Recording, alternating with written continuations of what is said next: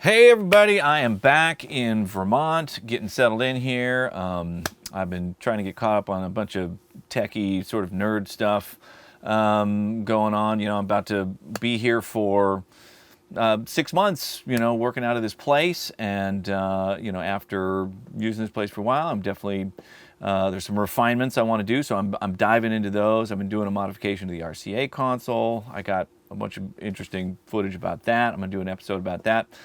If anybody's interested in all the nerdy stuff. So a bunch of that stuff going on.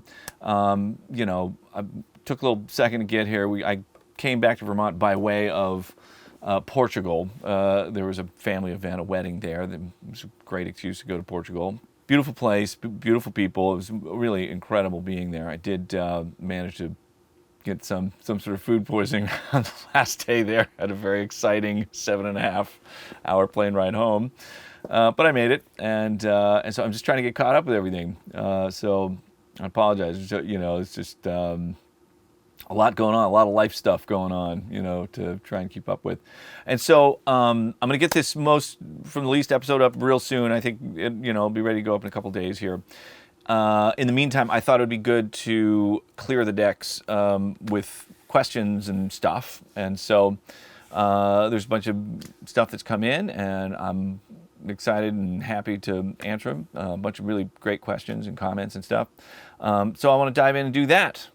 So here we go. I'm going to start with some stuff that was just sent in through the contacts, through the website. It's nice to see people using the comments section on the website. That's cool.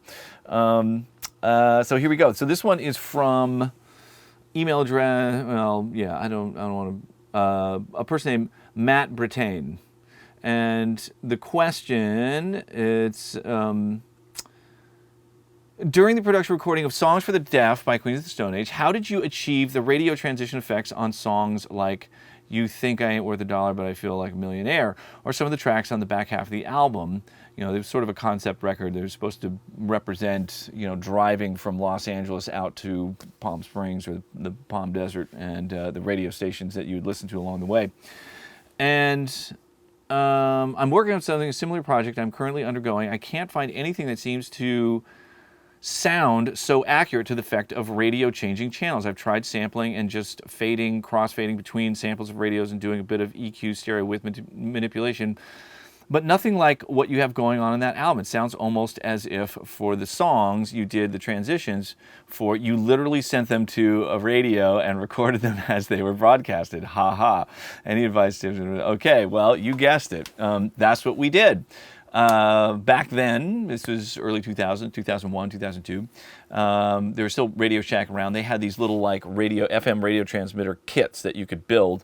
And so that's what I did. I built one of the kits and sent it out over, FM radio transmission frequency, and was able to tune it in. At the time, I think I had like a Fisher home console stereo that had like a tuner and a cassette player and a turntable on it. And that particular receiver had a mode where it was almost like a noise gate. So if the incoming FM signal was not strong enough, it would gate out the noise, but you could turn that off, and I did. And when you turn it off, you would hear all of that cool radio static stuff as you were tuning between channels. So that is how we did it. We actually broadcast it and recorded, the result getting received by a stereo receiver that had a line output. And so, it gets a very real effect of it. And, you can do that now. I think it's even easier options. I found this thing on Amazon. Let's see. This would basically do the same thing. This actually does a lot more, but you can transmit over FM and then tune it in on a radio, preferably something that is not gating out all the noise in between, because you want that to sort of get the effect. But it's only $15 on Amazon. You can do the same thing. You don't have to solder anything. So, but that's how we did it. Yeah, it was a good, cool question. Okay, moving on. We've got. Okay, so this is possibly Jared Fox, and it says, thanks so much for doing something.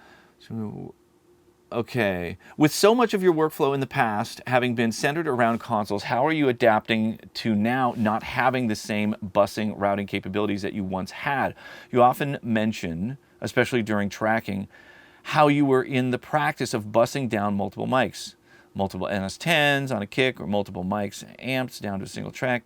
Do you have a current day workaround, or is having your new direct Pro Tools tape Pro Tool workflow eliminated the need to do much signal combining? It's a good question. So, I mean, a lot of the signal combining that was happening at that time was because of the limitations. You know, I would typically track basics, so like, you know, the drums, bass guitar, and an initial pass of guitar. So like those three instruments would go on a 16-track tape machine, which it really ends up only being 15 tracks because one has to be left free for SMPTE timecode to sync it. You know, I needed to bus things together to have enough tracks to fit everything. And, you know, Pro Tools, there's essentially unlimited tracks. And so things like, you know, committing to a blend of two NS10 speakers, I wouldn't do that now. I would leave them unblended and make that choice when I'm mixing and be able to, you know, refine the blend between them if I needed to. Just having unlimited tracks has eliminated most of the need for doing that. You know, when I'm doing the thing of running stuff through the tape machine, maybe I'll do a little more of that. Busing of tracks in that part of the process.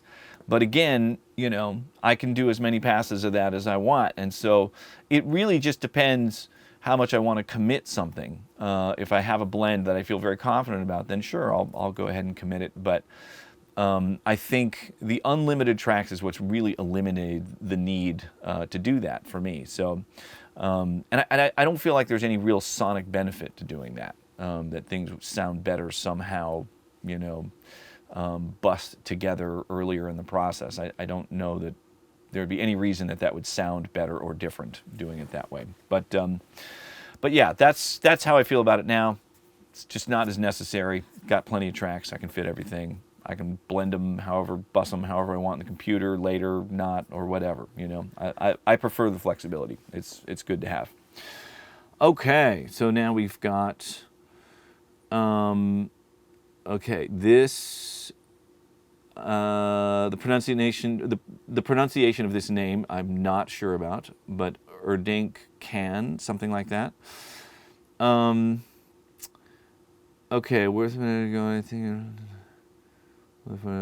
Okay. Okay, and so this fall, you know, I sort of invited suggestions about stuff to cover. And so these are some suggestions here.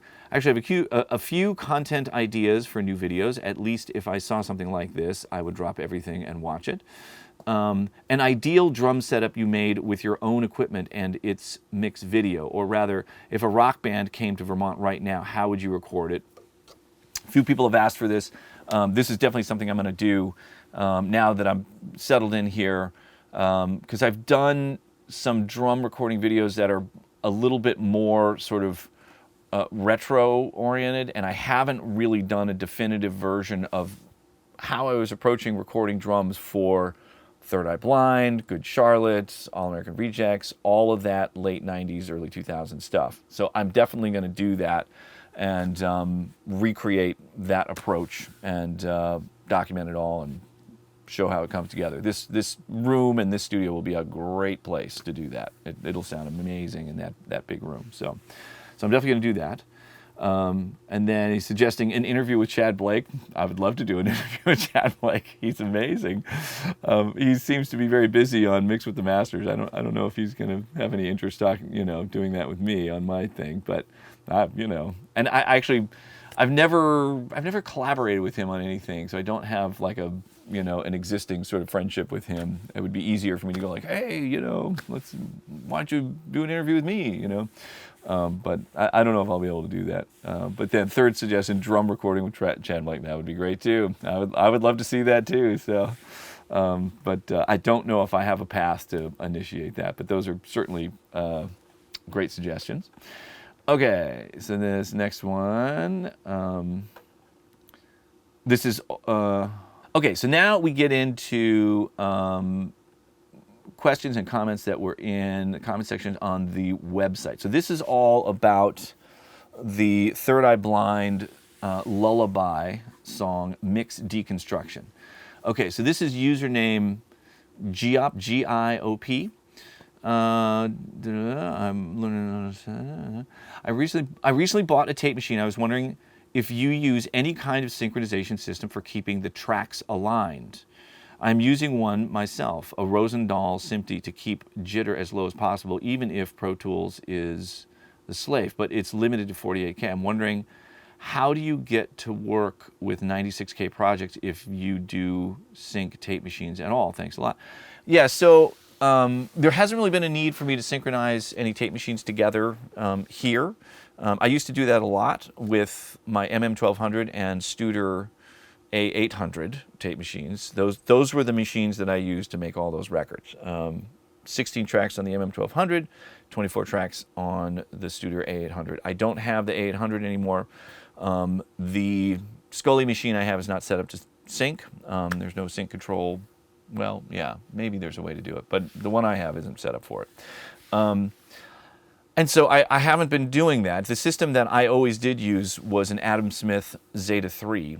And what I ultimately ended up with, if you're concerned about jitter, this is what I recommend, is that tape machines are way better at chasing SMPTE code than computers are. I've found, I'm mostly talking about Pro Tools, but it does not chase SMPTE particularly great, especially when it's coming off of a tape machine, because there is wow and flutter and variations in the time code coming in, and it's trying to, derive its clock, its sample clock from that SMPTE time code. So, as you mentioned, it could somehow affect the jitter.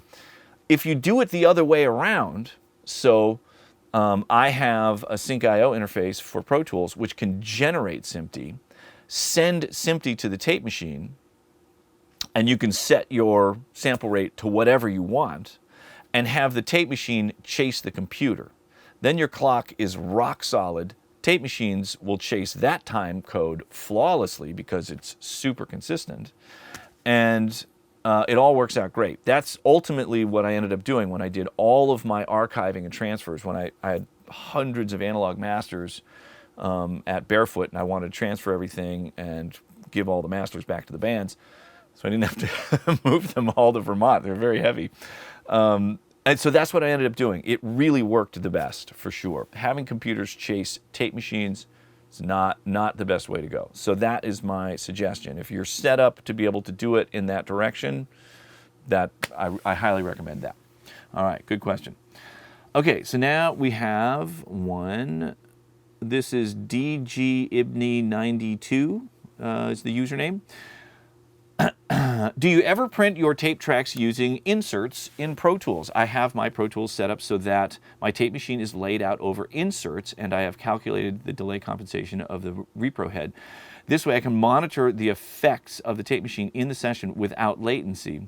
I'm curious if there are any downsides to doing it my way versus yours. I have done it that way, and there's been occasions where that's worked really well. I think I've done it that way more when I just have like an individual track or just a couple things that I was going to do, set up the tape machine on a hardware insert. Then I can take the audio that's going through there and pull it forward, as you said, by the same amount of delay that's being caused by the tape machine. And then you really can, as you say, you just hit play and you can hear it in time and everything works out great. I think there are things about that are really great. And then ultimately what I would do is I would commit that track. And so it would create a new version of the track, with it having gone through the tape machine on a hardware insert, and it's just a new thing. More recently, I've been doing this thing where I've been enjoying doing it where I create a new set of tracks. This is when I'm doing like a whole multi-track thing. So there's like drums and instruments, and I've got like 16 tracks going all at the same time. I create a new set of tracks that have nothing on them, none of the processing. And then the tracks that were previously playing back the digital versions of the files, I take all those audio files, copy them onto these new blank tracks, and then create a new playlist of those tracks where this new analog version is going to be committed. And then I sort of decide, because often by the time I'm going to do an analog print through, I've already sort of come up with some, plug-in settings and EQ settings and things like that, some of which I want to commit to, I want to commit through the tape machine, and some of it I don't. And so it's kind of a cool way to be able to choose. I can just drag plugins onto tracks that I want to commit through the tape machine and leave the ones on there that I don't want to commit. I can do the same thing where I take those tracks that I copied over, advance them, the amount of delay that's caused by the tape machine, and then on these same tracks, the original tracks, I have the analog version and the digital version on the same tracks. I can just switch between them via, the playlists. And so it's been, and then those source tracks become sort of irrelevant. And so I can either just hide them or delete them or whatever. And it's been a little cleaner way for me to organize everything. That's how I've been doing it lately. But hardware insert works great too. I've done that at times. More common when I'm not doing a lot of tracks. But if that works for you, I think it's a great way to do it. All right. Okay, here's a question. Someone saying, I remember you not liking the little plate. What's the big difference with the super plate? I haven't really and this is from username Don, D-A-A-N, and I haven't compared them directly, but I don't know. I tried little plate. It wasn't immediately satisfying to me. I started, messing around with super plate. Immediately, really, really just feels great. A lot of that stuff I sometimes don't take the time to try and quantify. It either just feels great and I turn it up and go, that sounds great, or it doesn't. And for some reason, little plate, I never reacted to it in that way. But super plate is just still consistently, when I turn that thing on, and even compare it to my real plate, which I have going now. I have a video about that too. It's good. It's really good, and I think in some instances, sits better than my real EMT plate. When I'm using that same profile in the plugin, but I don't know. Whatever they did on super plate, this works better for me. I really enjoy it. It just sits better in the track to me than little plate ever did. Okay, so moving on. So this is all about lullaby stuff. It says, okay, I'm really interested in making myself one of those giant sub-kick mics. Could you give a part number on that speaker so those of us interested could find a comparable one? Okay, let me see if I can. It's actually here. I'm just gonna go look at it really quick. Okay, so the speaker that I used is one that I pulled out of a Yuri 813C, studio monitor. It's a big studio monitor with a blue horn and two 15s in it. And so this is the one that doesn't have the blue horn. And the model number is a JBL 2215H. There it is. They're out there. I'm guessing, here's one on Reverb, $500. So this is it. That's what you're looking for, right there. Back then, I had found a speaker that matched very closely the Thiel Small parameters for this 2215H. You can look up the Thiel Small parameters for this thing. Let's see if we can do that. Okay, we're getting up there. We're almost there, and here it is. This is what you're looking at right here. Yeah, and this is the important part that's really unique about this speaker is the resonant frequency of the speaker open air when it's not mounted, and it's 20 hertz. It's really, really low. Back when I was building my own subs that I actually supplemented the 813 speakers with, I found Dayton Audio speakers that had very, very similar Thiel Small parameters. I went and checked. I couldn't find them. They don't have anything I could find that had an open air resonance lower than 40 hertz or so. So I don't know that any of those Dayton Audio 15-inchers would really perform the way this thing does, because that is a huge influence on the sound, that frequency resonance.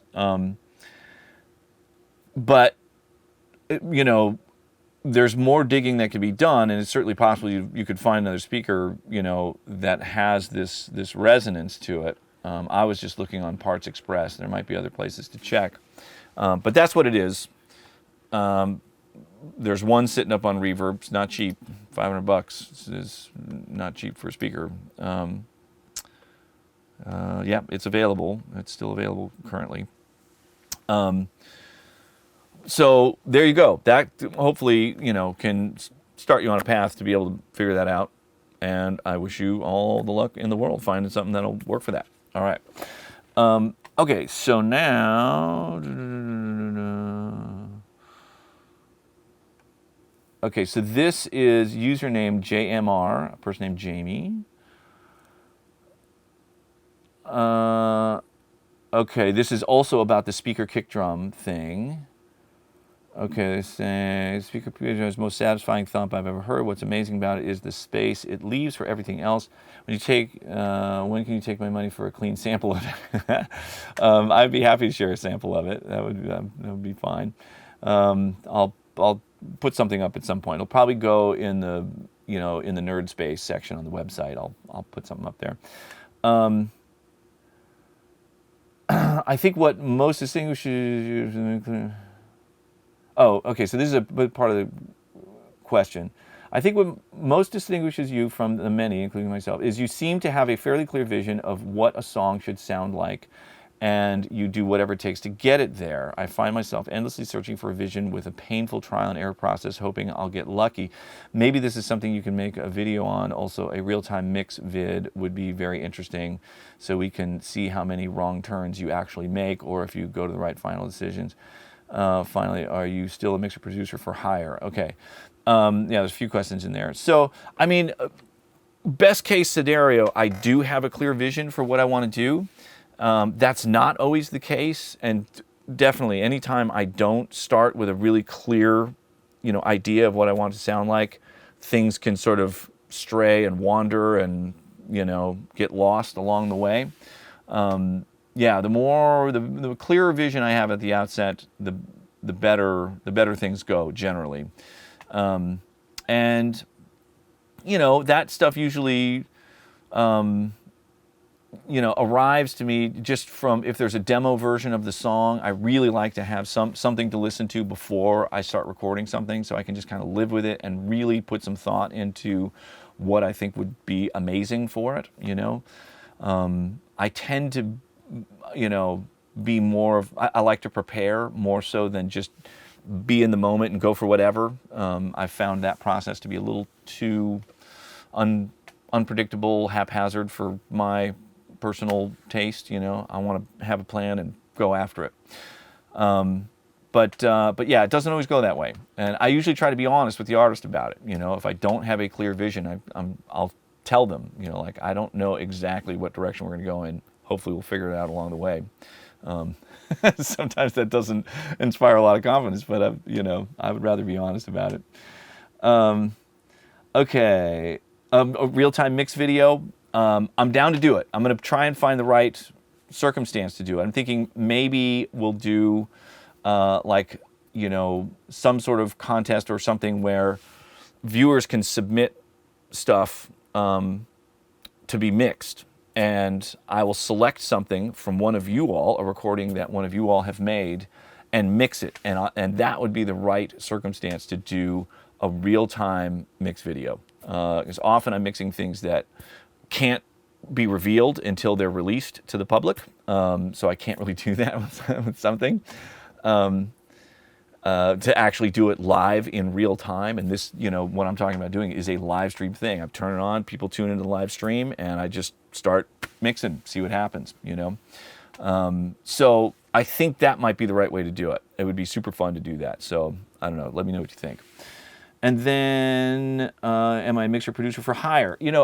I'm not really doing that at the moment. A couple things have popped up here and there that have caught my interest and I'll be able to sort of carve out time for. I'm just not really available to make entire records anymore. You know, the way my life is set up now, you know, I used to make records where I would just disappear into a studio 15 hours a day for 4 or 5 months, and I cannot do that. I don't really want to do that anymore either. And it would be hard for me to go back into the record making process and not be able to do it with the same degree of, you know, commitment to the process that I had done in the past. I don't want to do compromised versions of what I've done in the past. So if I do stuff, it's usually just a song or two or something like that. But I'm not really actively pursuing that. You know, I'm trying to make time to just enjoy this place, record my own music, be available to make videos, do content. I'm really having a lot of fun with that. So I'm just focusing my energy more on that right now. So so the answer is kind of no. So not really doing that right now. But yeah, maybe, I don't know, who knows? Maybe that'll change. Okay, so now we have username Chedhead33. Love the video. Want to ask you, okay, how you can combat burnout on days where the work still needs to get done. You're completely living the dream, but I'm sure you've felt uninspired at times in the past. Side note, for these mixed deconstruction videos, could you mix your voiceover quieter? Yeah, I know this. I tend to have to ride the volume. I apologize. My lav did not get captured for the Lullaby mix video, I believe it was. And so the voice audio came from my iPhone. The audio quality was not great. It was difficult. I don't know. I didn't get the balance great on that one. I'll see if I can fix it at some point. But yeah, that one was, you know, rough. I'll try and do better. With the sort of burnout and fatigue stuff, you know, I think there are times when, you know, my ears definitely get tired, you know, towards the end of the day. And I just know at that point that I'm probably not going to make really, really, you know, detailed, fine adjustment type decisions, you know, in that context. Maybe listen to it first thing next morning. But I think, you know, I really enjoy this process a lot. I think it's one thing that I've always been able to sort of bring to this experience is that I do have just a lot of endurance and excitement and energy, you know, to this process, and I just really love it. And so it is rare for me to get fatigued in that way where I actually don't want to do it. And you know, and feel uninspired. There are definitely times where I get super frustrated when I know I'm not getting the result that I want, and have to like walk away for a second, just because, you know, I'll really work hard on something and get to the end of that road and just go like, you know what, that doesn't fucking sound very good. This kind of sucks, and that sucks because I just spent a lot of time on this and I'm not happy about it, you know. And I think under those circumstances, I need a second to just let my attachment to whatever that idea was kind of dissipate a little bit, so I can come back and objectively go, yeah, that sucks. Moving on. Here we go. Let's try the next thing. You know. So I don't know. It's you know, I think it's probably different for everybody, and you know, I just feel I'm somewhat fortunate in the fact that you know, I really do just enjoy it. It's been really fun for me. So it's hard to get really tired of something when you're having a good time doing it, you know. Okay, so then we've got username Ryan Meyers. I was wondering, do you not use any de-essing on your vocals? I've noticed in a few of your deconstructions, the syllables always seem to sound amazingly smooth, but you don't ever pull up a de-esser. Laugh out loud. How do you achieve that? Is it just a mix of really awesome mic selection or your analog processing? Thanks so much. I do use de-essers at times, and it really depends on the singer, and it depends on the style of singing. You know, if people are singing louder, then sibilance is less of an issue. This is specifically a comment on the Third Eye Blind, and Steven is unique as a singer. His sibilance is extremely quiet. He actually sounds de-essed without a de-esser. There were times where I had to turn up his sibilance so you could actually understand what the word was, you know. He's very unique that way. I think probably the only singer I know that has that sort of issue in the opposite direction. You know, most of the time, once you start adding a lot of compression, you know, the sibilance comes out and you got to deal with it. And so when I do DS, I tend to go pretty gentle with the plug-in de-essers, or I used to use a DBX S902 was the little module, DBX module that I use for de-essing. I had a bunch of them. And I'll go as far with that as I can before it starts to sound unnatural, because it can, if you go too aggressively, people will sound like they have a lisp. And so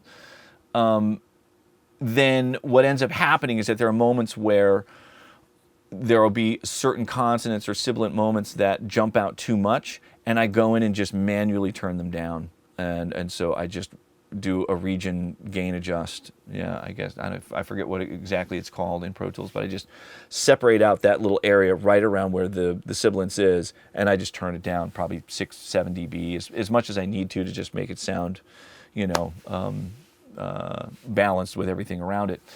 And when you manually turn those things down, it really sounds natural. You know, it doesn't have the same artifacts that the automatic de-esser plugins or hardware tend to do. So that's how I do it. It's a combination of somewhat moderate, you know, automatic de-essing with a plugin, and then manually turning things down where I need to.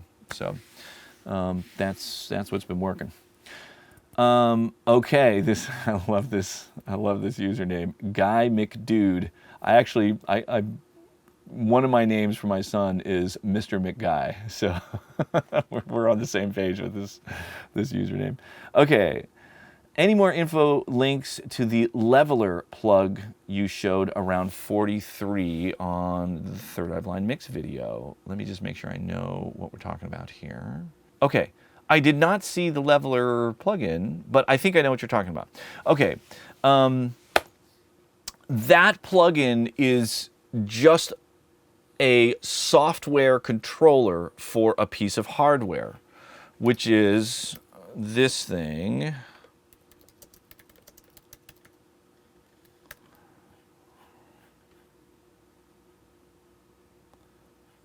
We'll show it on their website.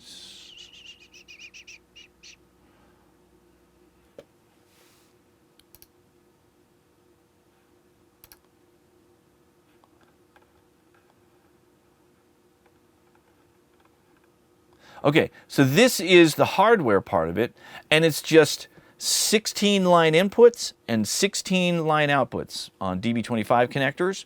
And the signal that goes through this box, you can control the level with that software plugin. So that's how I do automation on my passive summing mixer. So that's really what the plugin is about. The plugin does no audio processing at all. All it does is just control this piece of hardware that, you know, can automate level changes for things in the analog realm. So it allows me to control levels in the analog realm from a plugin in Pro Tools. That's what it does, and it works amazing. I love this thing. It really makes my whole passive summing mixer thing actually work. So, love that thing.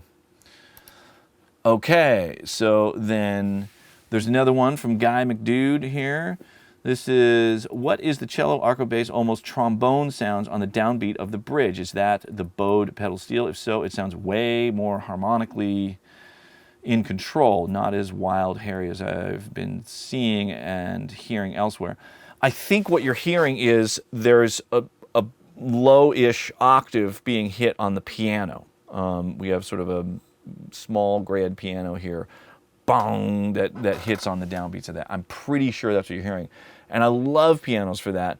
They just inherently have such a beautiful character, this dramatic character. When you hit low notes on the piano, it just sounds like something very important is happening.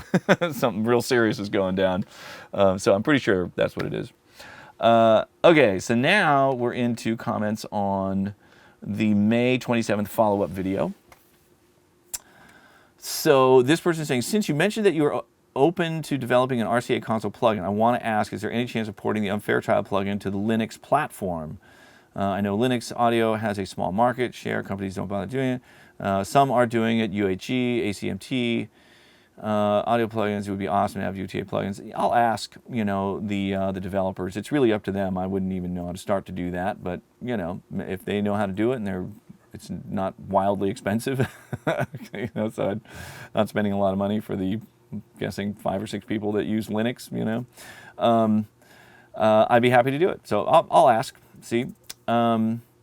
Okay, and by the way, wondering if you've tried the UHE satin tape. I have. Another tape image you could add to your long plugins to try if you haven't already. Anyway, yeah, the satin one is good. I enjoy that one, and I was really pleased to see that they have noise reduction decoding built into it. So I've used that as well. So yeah, it was one of the ones that I tried early on. I haven't pulled it up recently. I've been using sort of this newer crop of tape emulations. I didn't get a chance to compare that one specifically, but it is good. You know, it has some cool qualities to it. There's a period of time where I was enjoying that one, and I'm just monitoring it before I ran stuff through the real tape machines. You know, this was questions from username Spyros. Okay, so then we've got. Addressing my tape question. Okay, as mentioned, your great resource for which one, so this is more tape emulation stuff, what sounds like tape, or it's just adding something else, whether that's good or not. Let me read that better. Okay, as mentioned, you are a great resource for which one sounds like tape, or is just adding something else, whether that's good or not. Can't wait. Okay, next question, is there a way for us to tell which videos we have completed? I tend to watch these in increments on lunch breaks and get a bit confused as to which ones I have finished and where I left off. Appreciate any guys. Okay. Yeah, I don't think there's currently a way to do that. I did ask the developers to, you know, do whatever the store local information. You know, I think it would be in the form of some sort of cookie on your computer that would remember where you left off in a video. So it is supposed to do that. So if you pull up a video that you've watched before and didn't finish it, it should start playing from where you left it. Hopefully that's working. I tested it once and it seemed like it was working. And then maybe there's a way for each user to check off video, like have a little check mark or something that you can put on a video if it's one that you've already watched. I can ask about that as well and see if that's something that can get added. I think it's a good idea. There's a lot of videos up there. It would definitely be easy to lose track of which ones you've seen or not. So, so thank you for the input there. Okay, so now we're into the drum tuning and dressing video. And this one says, would love a video like this for the more 90s era stuff you have done. This is super informative, but in the context of big rock band, this would be super useful. So as I just mentioned, I'm definitely going to do that. Just the full-on big modern rock drum sound thing. We'll do it here. I'll probably even make a sample bank out of it. I'm going to start doing that when I start recreating some of these drum sounds and stuff. So it's in the list. It's on the to-do list. Okay, so now here is stuff from the first most from the least. I have a question that's been bugging me. I think I read somewhere you prefer CCIR curve. That's true. But in this video, you're using NAB. Is that because the whole track was recorded and mixed digitally, and NAB helps add some warmth in that context? Would you have gone with CCIR if analog gear had been involved? I'm asking because I love the sound of Pink Floyd and Led Zeppelin. Being British, they probably used CCIR, but their sound was also shaped by all the analog gear. So using CCIR in a fully digital setup like mine might actually sound too sterile. Is that right? Thank you for these videos. This is from Joe Sal Mix. Okay, this is what I love about these questions. So I'm assuming that you're talking about the Arturia J37 tape emulation plugin. That's the one that I believe I was using for this first most from the least video. I didn't even notice that there was a selection for it. And so I'm definitely going to try it next time I use that thing. I literally just didn't even notice that. So thank you for mentioning it. You know, I haven't tried comparing it. And you know, CCIR and NAB are only an issue if you're using the 15 IPS speed emulation. If they put that on the 30 IPS, yeah, well, yeah, the J37 would only do 15 IPS anyways. But so I will definitely try that, and I probably would have been using that if I had noticed that it was an option. But yeah, generally, my preference for CCIR is entirely about, you know, it pre-emphasizing more high frequencies going to the tape. It causes more saturation in the high end. If you've watched how I treat things with harmonic distortion, it's just so much of what I do is trying to get that effect, just taking the mids and highs and pushing them into harmonic distortion to add color to that frequency range. There's something about it that's very pleasing to me. So that's why generally I prefer CCIR. I expect that I would prefer it with the plugin as well, had I noticed. All right, thanks for mentioning it. Okay, so now we've got username. Oh boy, okay, let me see what I can do with this. Akabakarafawa. Akabakarafawa. Okay, hopefully I got that right. Okay, for the room sound in the box, the best solution I've found recently is the UHE Protoverb. I haven't tried that one yet. I'll check it out. A weird free experimental plugin that follow a similar approach to the old Quantum Room Simulator. Interesting.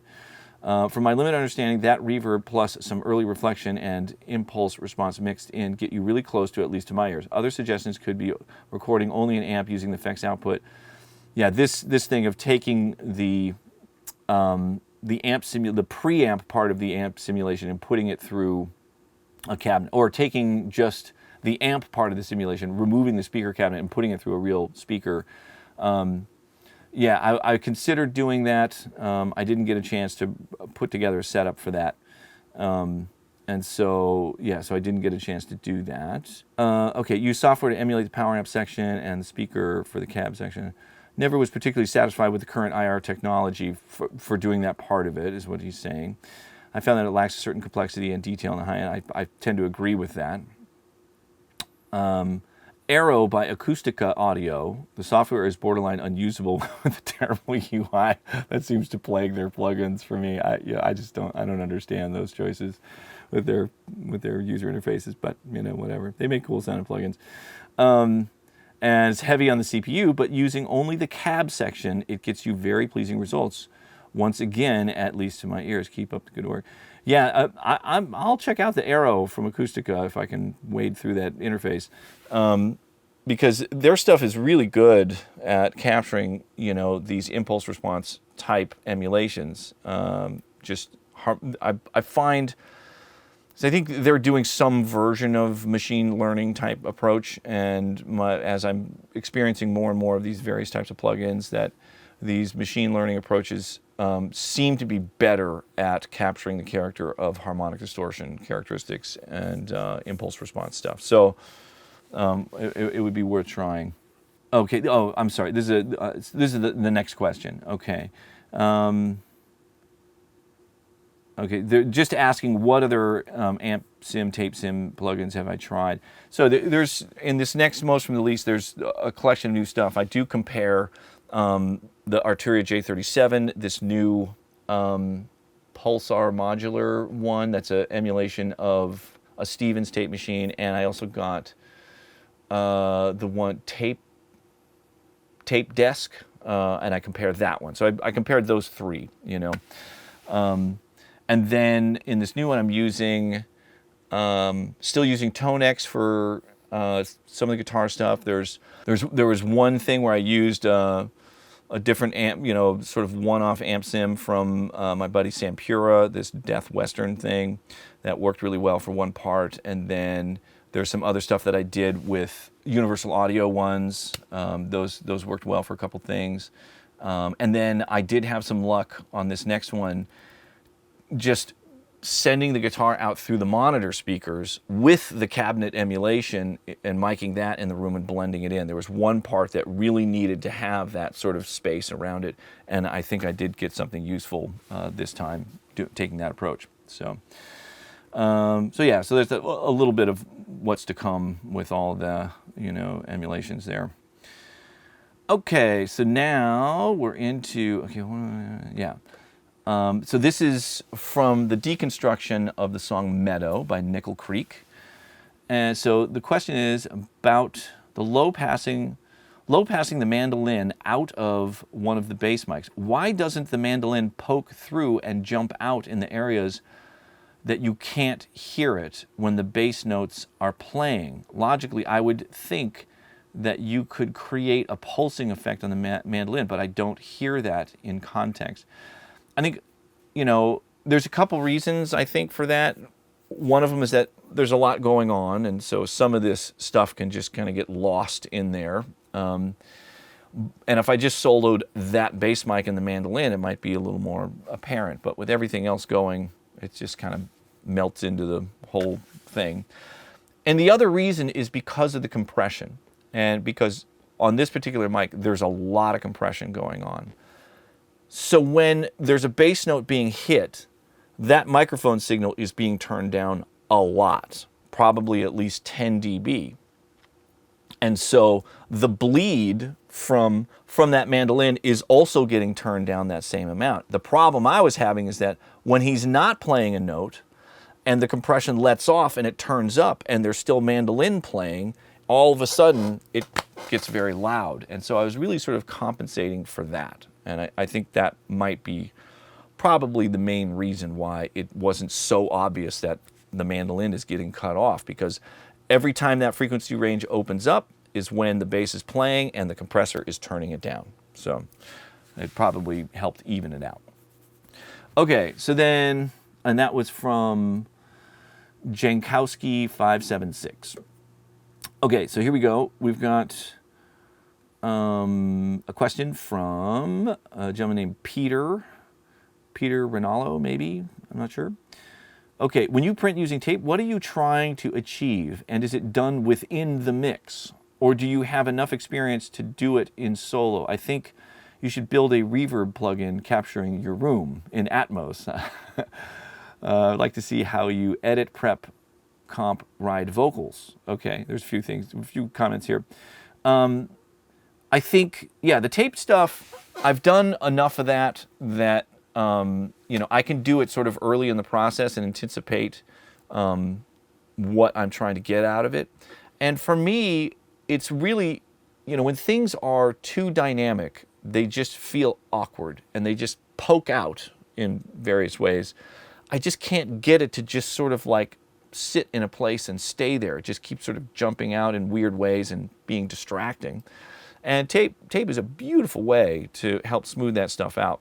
And so when I put it through the tape machine, often that's just really what I'm listening for, is like, I just have it play in the context of what I'm hearing at the time. It's probably some, you know, version of a rough mix of what I'm working on, and run it through the tape machine and just see if it sits in its place better and just, you know, falls into sounding like it's a part of this picture without poking out in a weird way.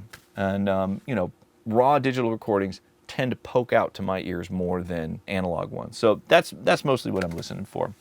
Sometimes it's definitely possible to overcook it. I did that a little bit on the first pass I did on the Lullaby mix. I did that. I ran everything through tape machines and was doing a bunch of compression, and I kind of went too far with it, and things sounded a little too hyped and overcooked. And so in the mix process, I undid some of that stuff. So there are definitely times when I get it wrong, for sure. So, but fortunately now, you know, I have the option of fixing it, which is great.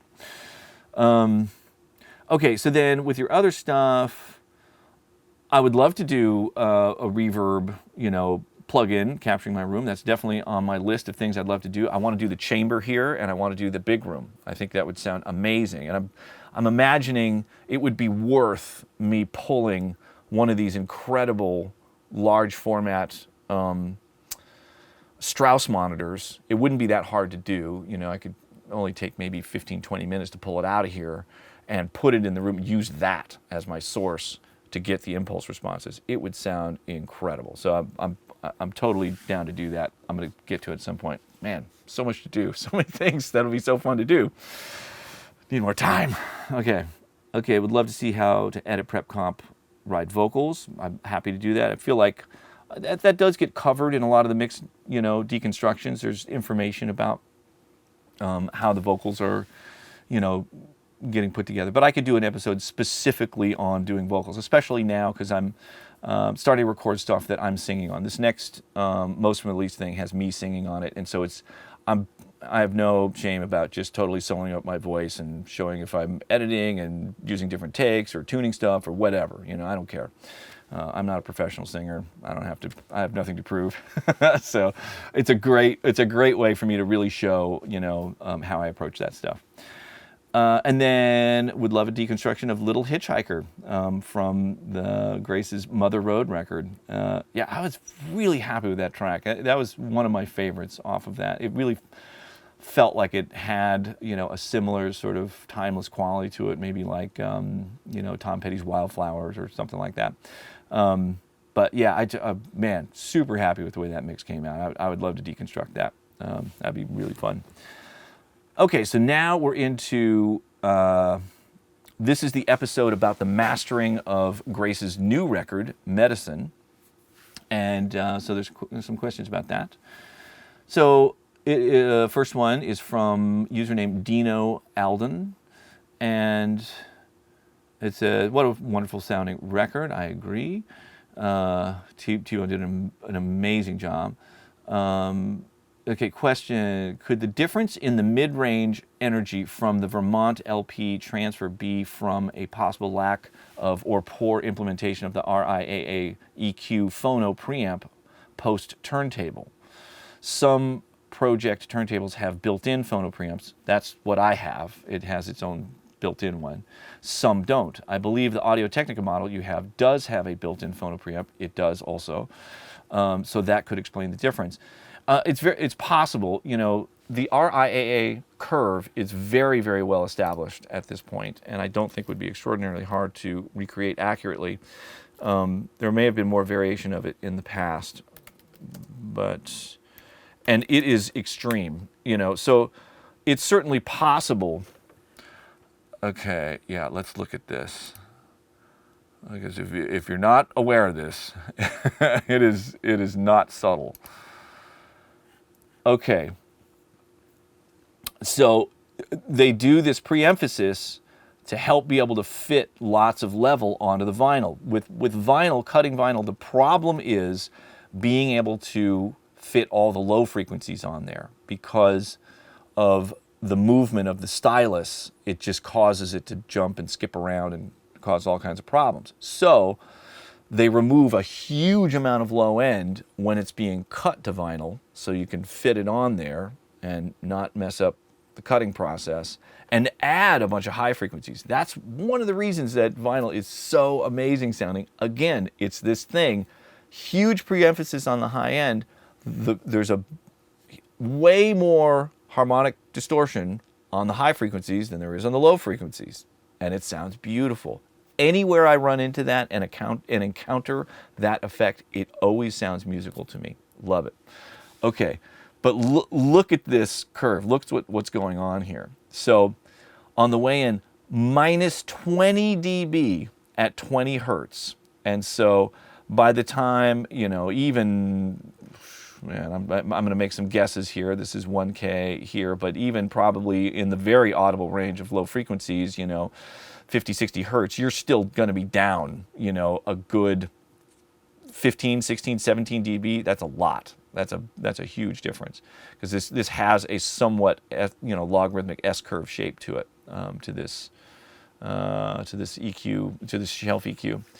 Okay, and so then obviously they do the inverse, the presumably they tried to do the exact inverse of that on playback. And so if you have ever made the mistake of playing back unencoded audio through this RIAA curve on playback, there's one time I plugged a line level signal into a phono preamp, and it was just like this explosion of distorting low end. It's insane. I was like, what's going on? Before I knew really what was going on with all that. I remember really being surprised by that. But that's what's going on here. And it's certainly possible that things could go wrong because it is such an extreme EQ move, but it's very, very well established. And I think it's, people know what they're doing with this curve now. So I don't think there's as much chance of people screwing this up. And in my experience with turntables, the biggest variable in the result that you get comes from the stylus. And so obviously totally different stylus on that project turntable than the Audio-Technica one. So my guess is that it was probably the difference in the cartridge or the stylus on there. So yeah, that's what I'm feeling. Okay, so but a very good question about the differences in the sound of turntables and stuff. They can vary quite a bit. Okay, next question, and this is from FMR Graph, maybe something like that, username. If someone else is doing the vinyl master, are you essentially sending your master with the limiter off, but with all the other processing still on the mix bus? I always thought stereo widening, multiband compression, etc. can potentially be problematic when you try to press a record on vinyl. Are you mastering for vinyl for other projects, or are you always outsourcing that part of the process? Thanks for content, really appreciate it. So on this T-Bone thing, the limiting that I was doing was so gentle, it was really minute, that I just left it on there and had the master be the same that goes to vinyl that also went to digital. In the past, I've done the thing of removing my limiting and having to and sending them a master that has no limiting on it at all. But in this case, I really didn't think it was necessary. And then the other stuff like stereo widening and all that, I haven't encountered that problem. I've been doing stereo widening stuff on mastering since the late 90s because they had it at Bernie Grundman Mastering, and they typically would cut vinyl with the same settings that were used to create the digital master, and so that same stereo widening would go onto the vinyl. So I haven't encountered that before. Maybe it's always possible that there's something that I've missed with that, and that the stereo widening could cause problems. And so there have been times in the past, like Grace's previous record, her Daylight album, I did do a different mastering for the vinyl. I took the limiting off, and because I was limiting much more aggressively at that time for the digital masters, and didn't want to subject the vinyl to that.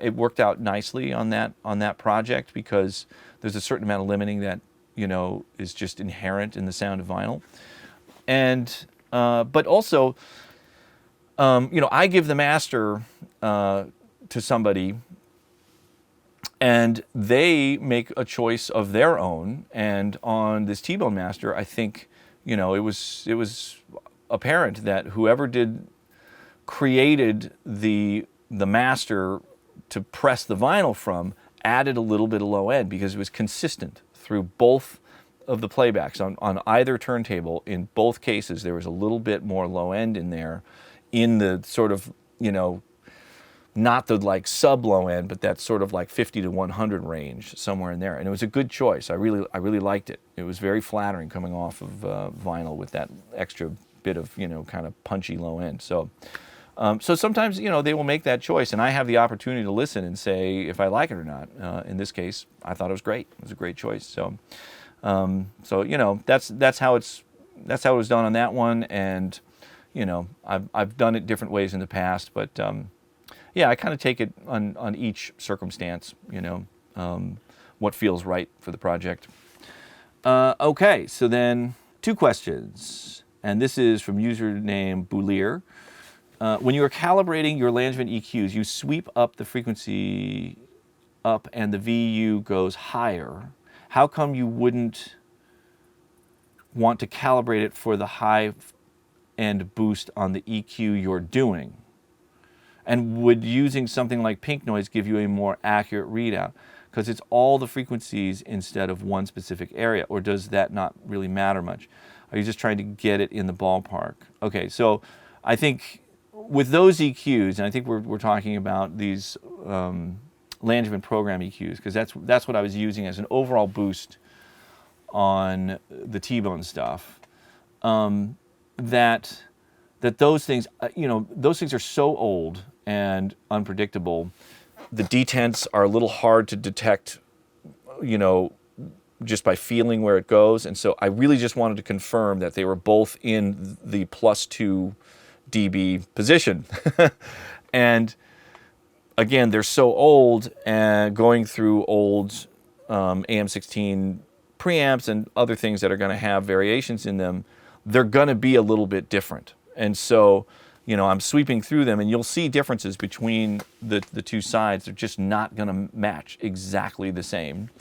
But that's okay with me. I just want to make sure that they're in the ballpark, as you said. Just make sure that it actually went to the setting that I selected, and that it's doing basically what I want it to. But, you know, I don't expect those to match exactly. And, you know, pink noise, I find doesn't have the resolution that I want, because it's, you know, it's bouncing around so much. And, you know, being able to sweep frequencies, I can see all the frequencies along the way and see where the 2 sides may vary in level. I can see the VUs drift, you know, from one side to another. And I think that's what was happening. And at a certain point in the frequency range, they did just start to, you know, drift from each other a little bit. It was an acceptable difference for me because I loved the sound of them on the overall mastering. And yeah, and so, you know, that's generally how I approach it with old vintagey gear like that. You know, you're just getting it in the ballpark.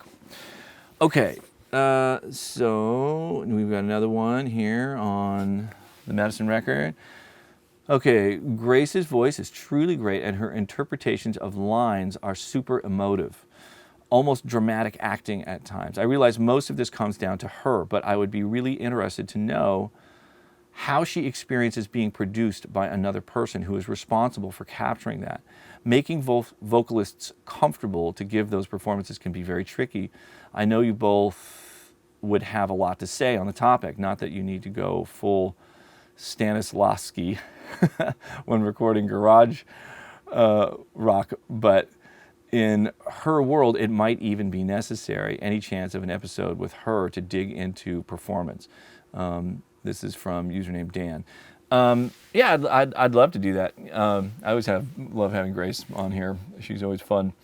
And, you know, she is definitely one of those singers that has that natural ability to inject meaning and emotion into the words that she sings. You know, like some singers are really great at doing that. Some singers, you know, don't innately do that as much. You know, I really feel like Grace is one of those singers. She could just sing the phone book and you'd go like, oh my God, that's so powerful, you know. Her voice just carries a lot of emotion and injects it into the words that are being sung. But with that, there are definitely times where it's important for her to get feedback. You know, she's not always listening, can't really listen while she's singing. She knows how it feels when it comes out, but sometimes that can be different than how it gets captured or received by other people. We were recently doing a thing. She was invited to guest on somebody else's song, and I was listening to her sing on this thing, and you know, this is something that is easy to have happen where when you're singing on somebody else's song, and so the person whose song it is had sung a whole lead vocal on there, and so they're sort of setting the kind of tone and character for the vocal delivery, and Grace was sort of taking on her delivery and just kind of syncing up with that. And in this case, I didn't think that was what she should do, that she's being invited to sing on this song to sing like Grace Potter, not like the person whose song it is. And so I wanted to encourage her to really sort of emphasize the things in her singing that were different from the singer whose song it was, and highlight those differences. That's a reason to have her on the song, you know. And so we talked about that. I encouraged it, and ultimately chose takes that really sort of emphasized that aspect of her singing. It was really sort of bringing out more of the dynamics in her singing, just when she's holding a note, being able to sort of control the volume to turn down or swell and do all of that kind of stuff was kind of more unique to her style of singing, and ultimately made her verse sound more unique to her, you know. So those things can be really important for people to hear when they're singing. And at this point, for Grace and I, like, you know, we've been recording vocals together for 10 years now, and definitely very, very comfortable doing it, and so we're really past that part of it.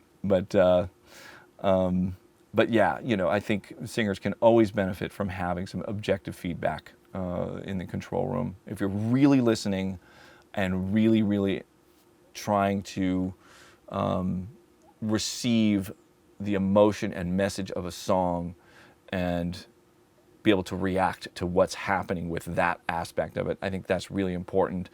When things are in tune, you know, out of tune or out of time or whatever, that kind of shit, you know, you can always address those things. Hey, there's notes that's a little under, this a little whatever.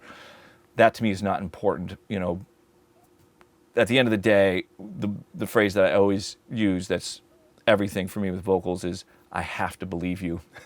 If I don't believe that you mean what you're saying, then this vocal performance is not meaningful, you know? And so I have to believe the singer. That's the most important thing. So I'm always listening for that, really. All right, good question. Maybe, hopefully we can get Grace to join in sometime. We can talk about it. It'd be super fun. Okay, here's one about an old episode, part of the building the barn thing. I've answered this before. Super easy to answer this again. They apologize for being late to the game. That's all good. Latecomers are welcome. Are you using the Cat 6 as analog for audio or doing a Dante AVB situation? Okay. So in this place, it is definitely for analog. I am using Cat 6 cable. Each one can do, you know, 4 balanced audio signals, and so each run of Cat 6 can give you 4 mic tie lines, and so that's what I'm using it for. They are mic tie lines around the studio, and so I used that to put it in really sort of obscure, weird, out-of-the-way places. I have my main panels, which are all like Mogami, you know, proper, you know, mic tie line wire, you know, multi-channel snake cable, you know, 24 pair cables. But there's just like, you know, I have one in the hallway, and I have one, you know, in places that really aren't designated recording spaces, but could be really cool and useful. It was so easy to just throw some Cat 6 in there, and then I have a way to plug in a mic in that space, and it works great. I use these little converter boxes. It's quiet, sounds great. I haven't had any issues with it. I love it. So that's what I'm doing. Good question. Okay, so then now we're into the Third Eye Blind production deconstruction of Semi-Charmed Life. Okay, and so this one, it says, on a recent Rick Beato interview, you mentioned that you mixed the original version of Semi-Charmed Life with an Allen Smart mix bus compressor. Could you please go over the settings used on this compressor? I don't have any documentation for it. My application of that compressor was very consistent. So I'm going to pull up the faceplate just so I remember for sure what I'm doing here. And I think that at that time, it was the C1. It was not a C2. Okay, so here's the box. Okay, cool. I can get way in there. And so on this box, okay, it's gonna be a little hard. I'll try and I usually the lower ratio would always be either 2 or 4, most likely 2, definitely not 10, too grabby with a VCA compressor on the whole mix. And then I liked the slower attack times because I wanted to sort of like add punch to the mix. And so it would most likely be this 3 millisecond setting, maybe the 10, probably not the 1 millisecond. That starts to get too fast. So 3 milliseconds, the most likely selection. I was never a huge fan of the auto setting on this thing. And so I would set, the release time based mostly on the tempo of the song. And so it would be usually 0.3 or 0.6. It would be one of those two. 1.2 would get too slow, certainly for that song. And so it would have been one of those two. And that's almost always how I set that thing. Any of the time that I was using it. And then just gain makeup to get the level where you want it. That narrows it down to, options to use, and, that'll get you basically, to the same setting that was used on that mix. Okay, and then on that one, there's somebody commenting, I wish there were chapters, moments bookmarked to go back to. I apologize. Man, all this stuff just takes time. And I've been doing chapters on some of them. I've been good about doing that. I forgot to do that on the third eye blind deconstruction one. I can definitely add it. Probably too late now. Well, I don't know. It's never too late to get it right. So I will do that. Thank you for mentioning it. And I apologize that they weren't on there. It's always my intention to have them, but God, it's just so much to do. Okay. So then we've got one more on the third eye blind production deconstruction. So this is, okay, the new mix is better, more clarity, more separation. I'm wondering if there's a way you could get best of both worlds, 90s versus 2000s, horizontally as the track unfolds, likely through automation. This way you could get the angst with a quasi-resolution with the newfound clarity. Just a thought, could be a cool experiment. Yeah, I talked about a lot in the episode that, I loved sort of like the additional fidelity and clarity in the new mix, but that it lost a little bit of this kind of gritty, angsty quality. I know it's always just a question of time, like if I spent enough time on it, I think I could have both, It's certainly not impossible. And it'd be cool to see if it's possible to capture both in there. If there's time, I'll certainly try. But yeah, I think it is possible to get both in there. Just playing with how much kind of noisy, dirty stuff is floating around in the ambience and the degrees of compression and stuff like that. There'd be a way to bring out that grittiness a little more, I think. So yeah, good question.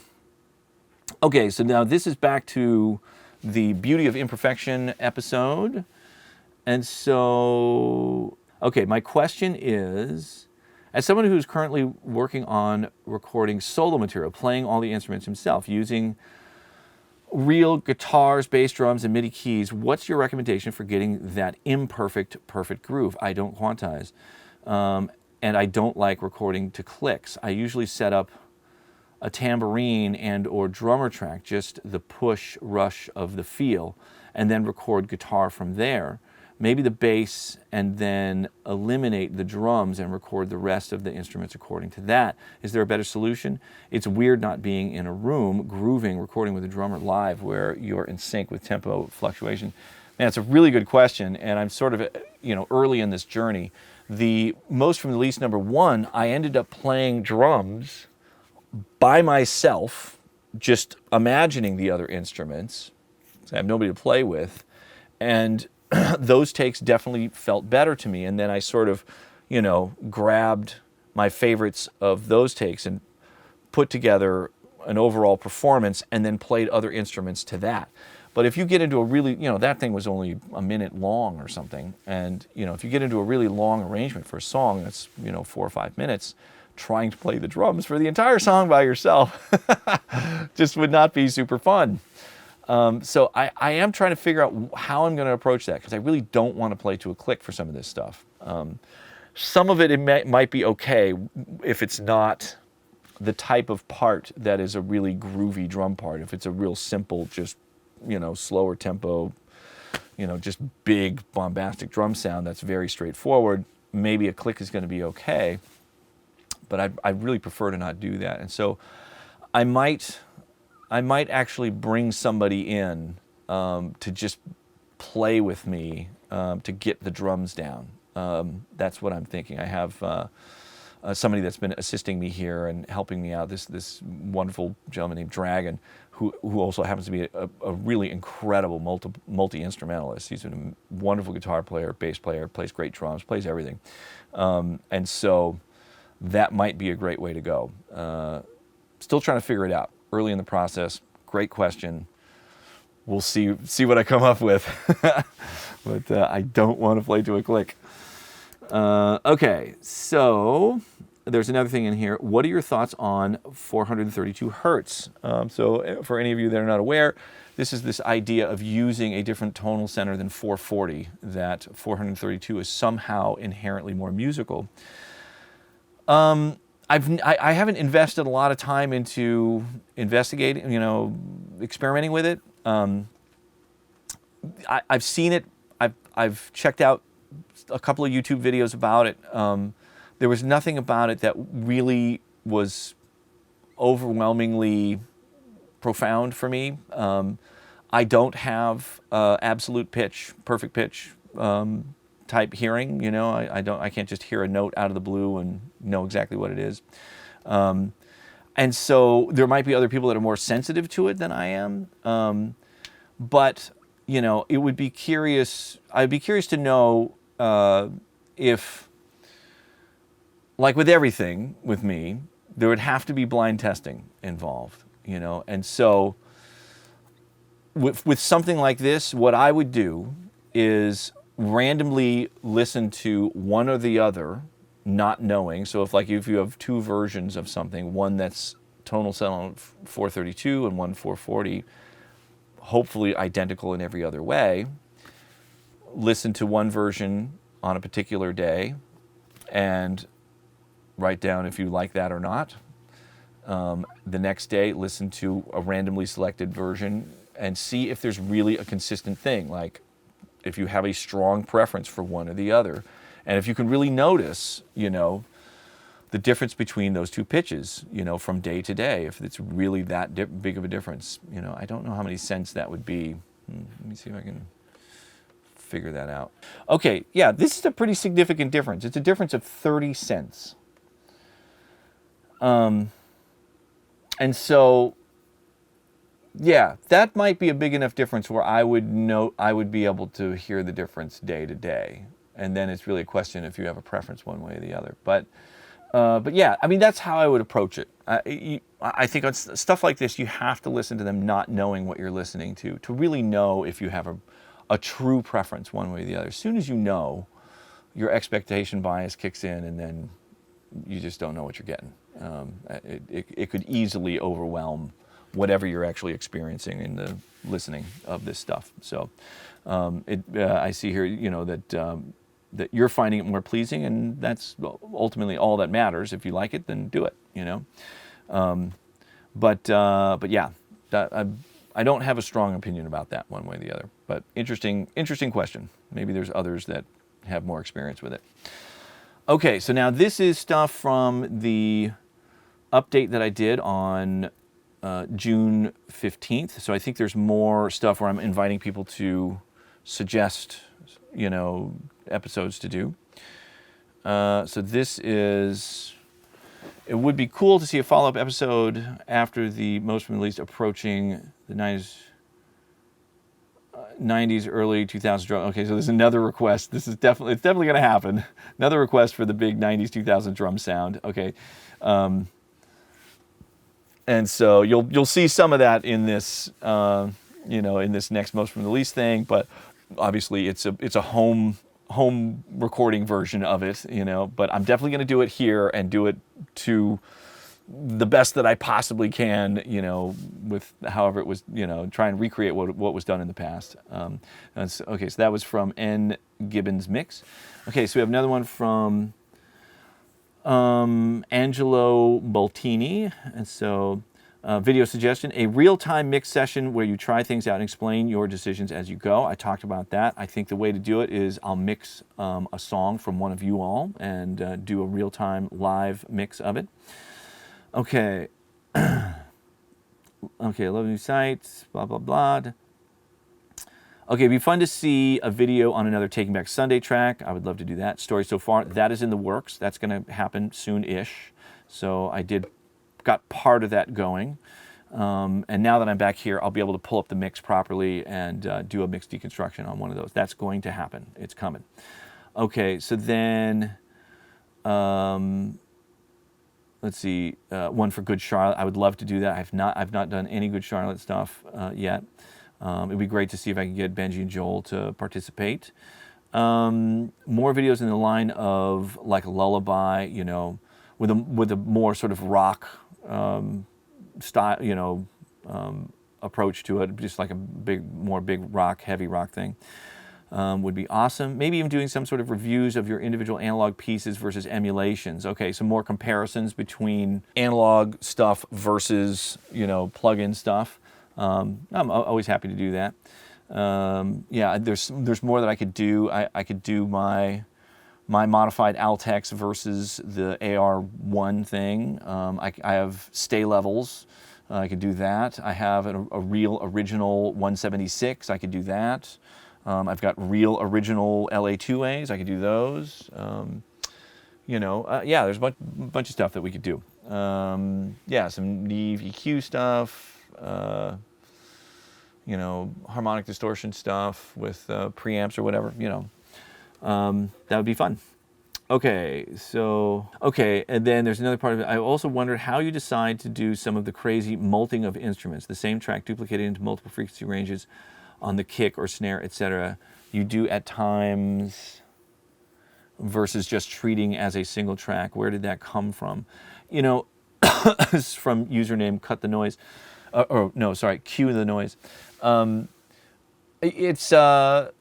mean, it just came from trying to solve problems. And I found at a certain point that, you know, manipulating a single source was not allowing me to get the result that I want. And it's usually because the limitations of being able to inject the right amount of distortion in the various frequency ranges. And so like the snare drum multing thing, you know, I would do a version of the snare drum that doesn't have a lot of low end in it and drive more distortion on it, and then create a mult where I remove all of the mid-range and highs, and there's no distortion on it, so the low frequencies are really solid and impactful. And so you get both of those qualities in one sound that you cannot get if you're trying to treat one signal source.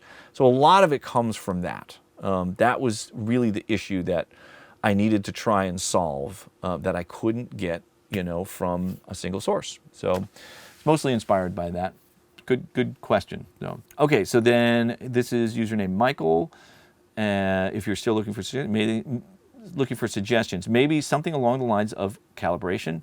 I thought I know enough, but when I started looking at reamping, I had to do a deep dive, and I feel like I still don't know everything. I finally ditched my Little Labs DI radial X amp and got a GB tracker and applied what I learned. But stuff like proper signal going in and out of an interface, line level, mic level, instrument level, should I be using DBU, DBV, DBFS to shoot for? How deep of a dive can we go? Yeah, that would be great. I definitely have very specific practices, you know, with levels. Levels are important, you know, and how the equipment reacts, how much headroom you have, how all that stuff sort of adds up. So yeah, I would be happy to do that. Let me just put that on the list of stuff to do. I keep a list of, you know, episode ideas here, and this one I want to put in there. This one I might not remember if I don't write it down. Okay, here we go. Okay, it's on the list. Okay, so then we have another one here. I would love to see your take on pre-production. Mixing and engineering is great, but you need to get there with a good piece of music. Any tips or techniques to build song from a riff or the initial idea? What's the core that needs to be there to start building? Thank you for your consideration. Man, so that's a really good question and something that I think often gets overlooked, but the pre-production part is extraordinarily important. You know, like probably the most important thing when you're making music, is the song that's being recorded, you know? And so, you know, the pre-production process for me, it typically starts, you know, because I'm mostly recording other people's music. That's sort of changed recently. I'm starting to record my own stuff, but where it starts with the artist sending me a bunch of music to listen to, and I listen a lot. I've talked about this before, you know, that like they put a lot of effort and time into creating these songs, conceiving of them, demoing them, putting them together, putting a lot of thought and care into them. I should really fucking listen to them and spend some time and really give it serious consideration. So I give a real answer. It deserves that. And so I put a lot of time and energy and thought into listening to people's demos and really making sure that I'm very clear about how I feel about it, what the potential is for the song, what's great about it, what might need to change, if it's worth pursuing or not. All of those things are really huge, huge questions. You know, if you come across something that you don't feel like is worth pursuing, you better have a fucking good reason for it, because this is one of their songs. And if you're going to suggest not pursuing it, you better have a damn good reason. So it's really important, but that's where it starts.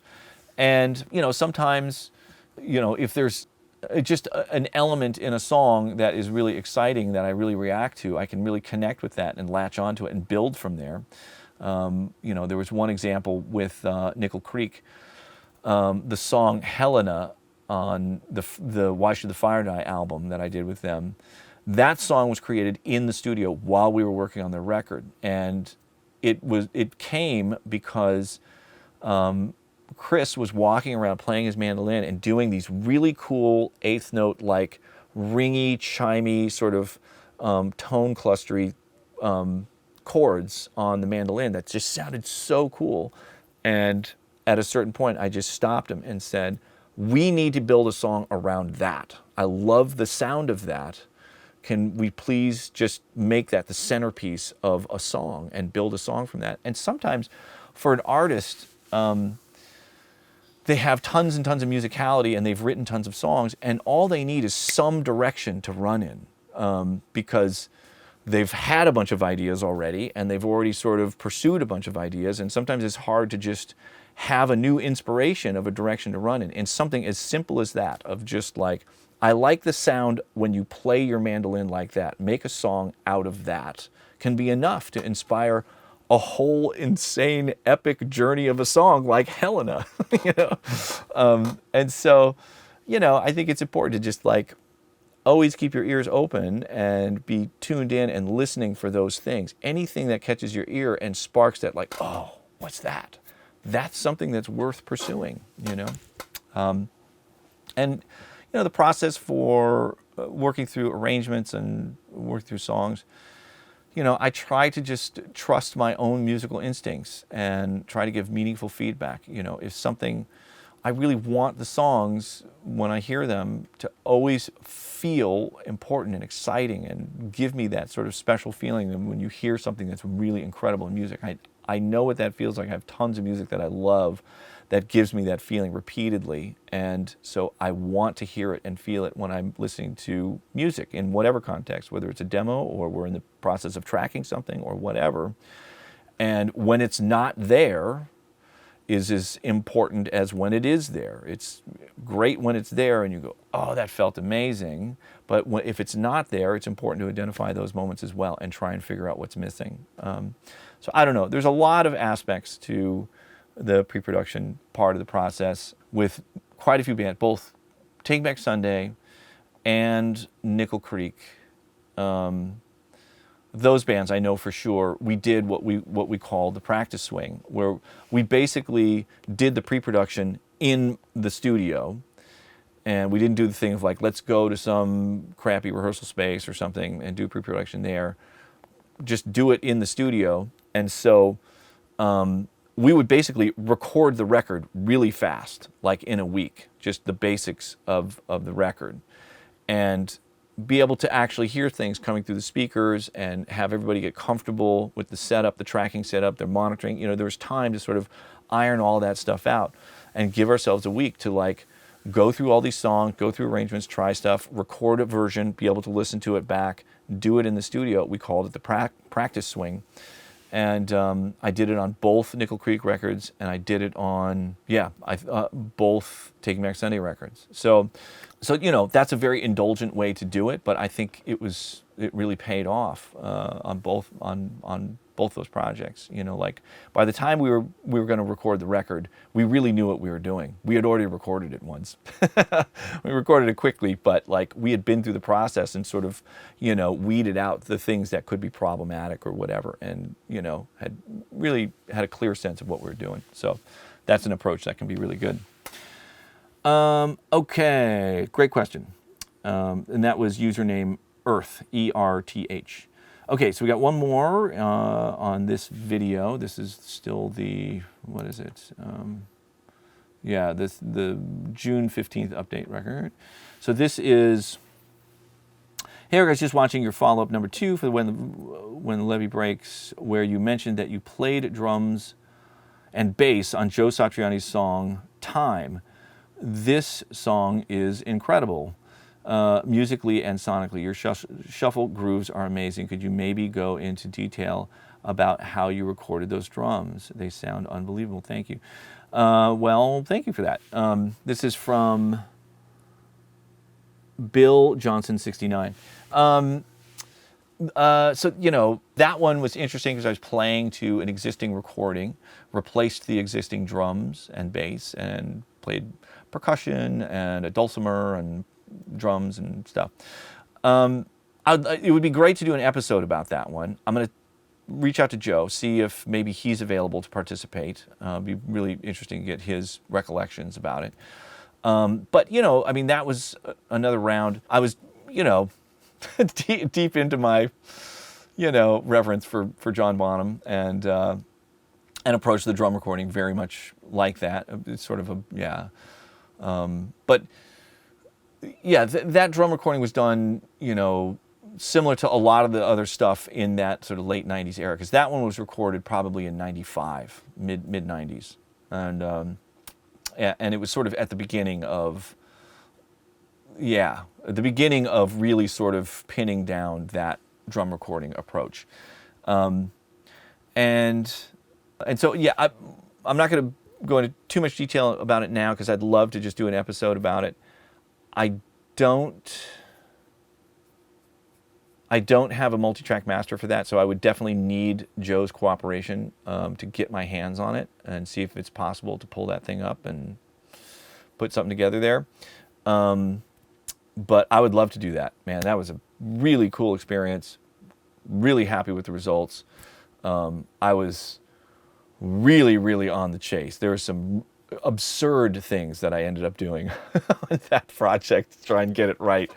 That was just, in hindsight, I can't believe I was this picky back then. But, I mixed that at the site, the same place where I mixed the Third Eye Blind record, and was using an Otari MTR-90 as the 16-track machine to play back the drums and bass. And I didn't like the sound of the tape machine, so I paused the mix, went back to Redwood City, got my MM1200, loaded it in a van, and drove it there so to continue the mix. I refused to do it. And the MM1200 definitely sounded better. It sounded more like what I was used to, I think, is really what it was. And there weren't as many options. Like, I couldn't just completely redo I didn't have the really surgical type EQ stuff that I could do, that where I could probably make the MTR-90 sound more like the MM1200, But, so I did that. I remember there was an issue with the mixdown deck. I wasn't happy with the sound of the mixdown deck. So listening to it back, just going like, man, this just doesn't feel right.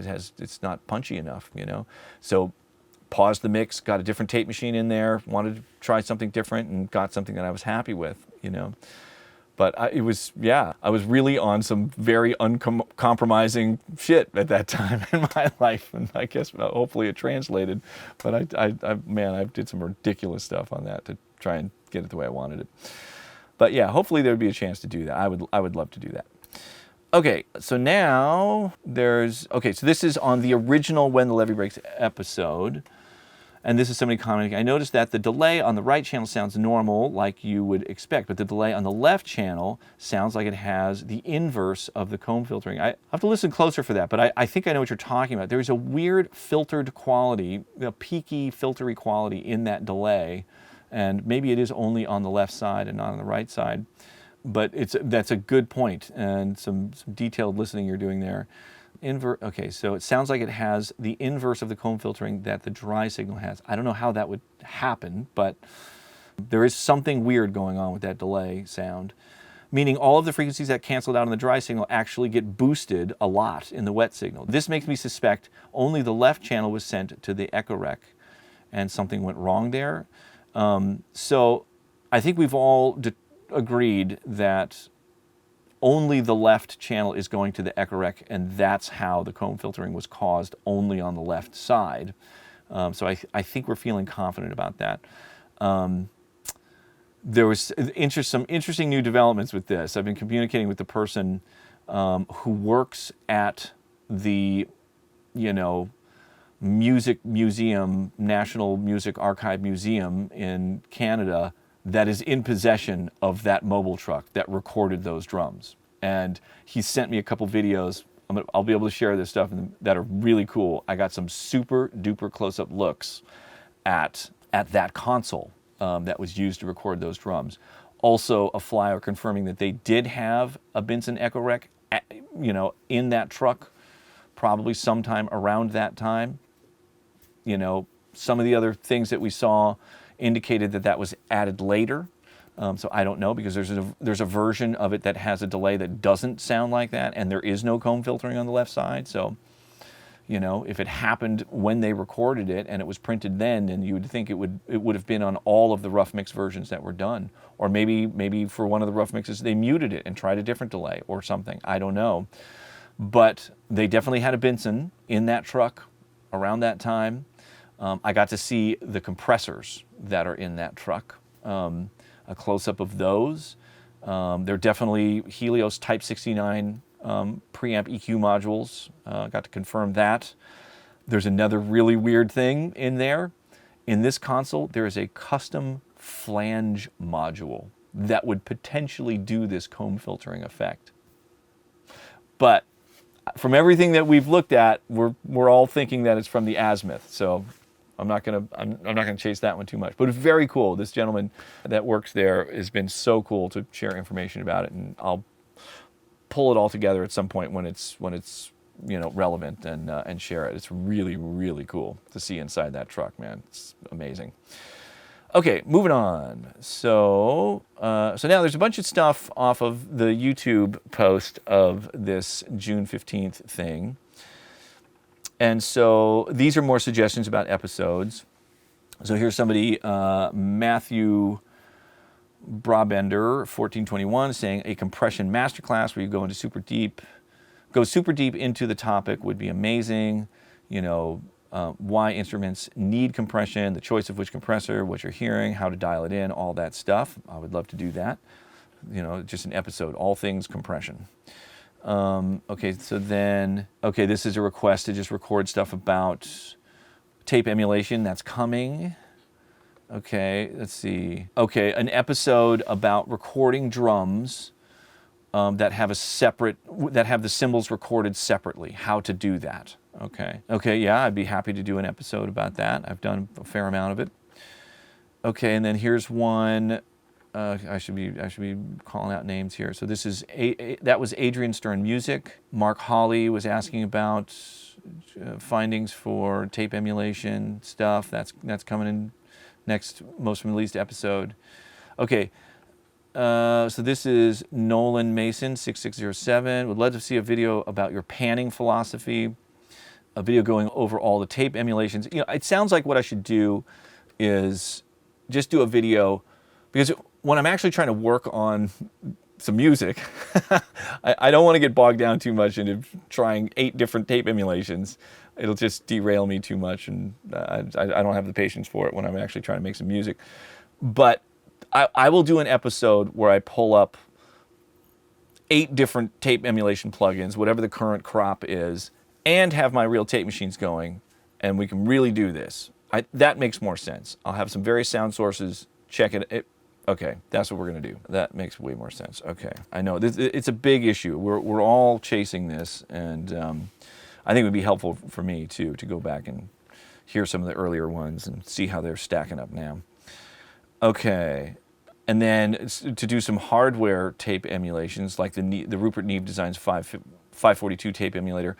That's a really interesting approach where they took 2 recording heads. They removed the actual analog tape part, but are recreating the signal being induced into a record head. And very clever approach to trying to recreate the qualities of Tape Machine. I bought one of those early on when they first came out. I was very excited about it and played with it for a while. Ultimately, it did not quite do the thing for me. There was something about the results that the sound didn't expand in the same way that I experienced with analog tape machines. So I ended up getting rid of them. I didn't keep them. But, you know, it was a very clever idea, and I'm sure there are things about it that is useful. You know, as always, for me, especially a hardware tape emulator is really difficult for me to justify because I have tape machines. If there's a plug-in in the computer and I don't have to come out of the computer to get that effect, that's useful. But it's a little harder for me to get excited about trying a hardware tape emulation that's not a tape machine, because I have those. And I don't think there's a huge amount of them out there. But yeah, if you're getting good results from that Rupert Neve thing, then, you know, I would say keep on using it, because I think it's a smart box and it does useful things. It just didn't make sense for me. Okay, so that was, yeah. Okay, so now Anthony Kronk 2001. Okay, guitar, bass setup, and maintenance would be amazing. So just getting guitars and basses to, you know, to intonate properly and play properly and stuff. I'm not an expert at that. I've been forced to learn how to do it just in emergencies, and so I can share what I know. Probably mostly embarrass myself, but I'm fine doing that. Also, anything related to tube guitar amp repairs would be huge for all of us.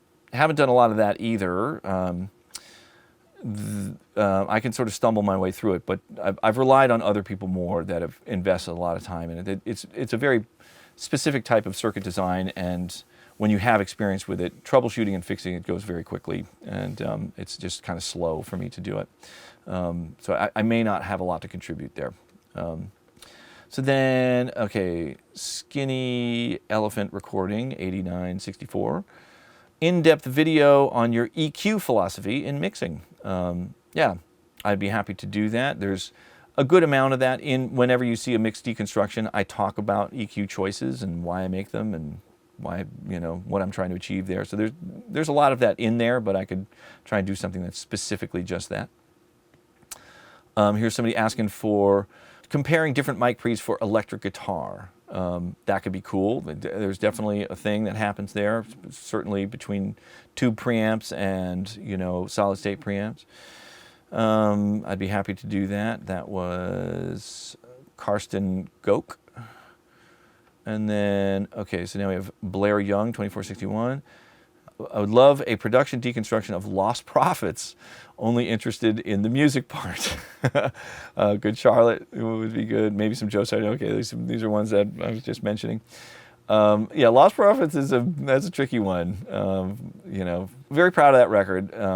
It was a cool record, great project to work on. Sadly, the singer did probably the most horrible thing you can possibly imagine and is now in prison for the rest of his life. And so, you know, any visibility for that project can be taken as some sort of forgiveness of what that dude did, which is, you know, unthinkable. It is what he did is absolutely unforgivable. I'm not going to get into it, but you can look it up and find out for yourself. So I don't know. That's a tough one. I have the masters. I'd be happy to do it. I'm a little conflicted about the circumstances surrounding it. You know, I don't know. We'll see. Maybe there's a way that can happen without, you know, having it perceived as some sort of excuse for what he did. Okay, moving on. Okay, so this is Brainbox 97. A J37 tape emulation deep dive would be amazing. Sure, you know, I love that thing. I'll get my real J37 going again, and we can, you know, I know I did a shootout with the Waves one, but this Arturia one I think is a whole lot better. And so it'd be cool to do that again, fire up the real thing and, pull out all J37 plugins and see what we get. Okay, a full tour of the Sonic Forest. I would love to do that. I know I should have done this a long time ago. I needed to do it while it was still clean. That's what didn't happen. And so, it's always in some varying state of disarray with, everything that's going on and a 7-year-old tornado constantly, pulling everything apart. But I will do that. I'm going to find time to do that. It's definitely on the list. I'm going to do that this summer while I'm here, for sure. Thank you for reminding me. Okay. So now this is username Nikto, Nihkto. I'd like to see if you can accurately capture or model the qualities of some of your equipment, such as the vintage console, or your tape machines with something like Tonex or NAM, Neural Amp Modeler.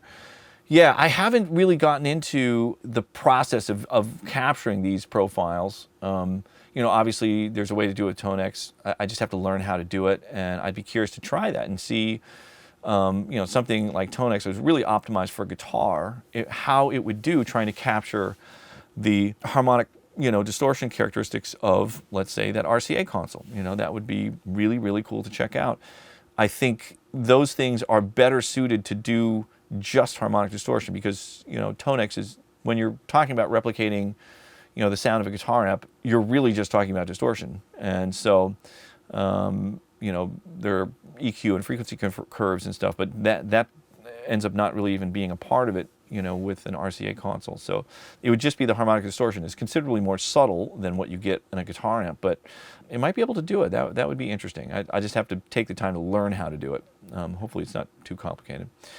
And then an important question, I saw this earlier. What kind of plates do you own to avoid those harsh clinking frequencies? I think I talked about this in an episode. It drives me nuts. Yeah, we use melamine dishware. And I love it. It's super durable, cleans up great. It's, acoustically, sonically, very, very pleasing. It doesn't make harsh, bright, clangy, clinking sounds. The only thing to know about is you can't put it in the microwave. So whenever we microwave stuff, I have to use a ceramic dish of some sort. But yeah, Grace actually made a bunch of ceramic plates and stuff, and so we use those in the microwave. But yeah, that's what we use. Melamine. That's my fave. Okay, so this is now Hera Hataja 9619, and they're saying, losing a whole year by Third Eye Blind has possibly the most satisfying snare sound I've heard in my life. How to get that sound? Do you think Tom Lord Alge reinforced it with a sample? I think he may have. So part of his process when I was hanging out while he was mixing, he was using, I believe it was there's these TC Electronics 2290 digital delays that could also sample and be triggered. You could use them as like a sample trigger thing. And I'm pretty sure that's what he was using.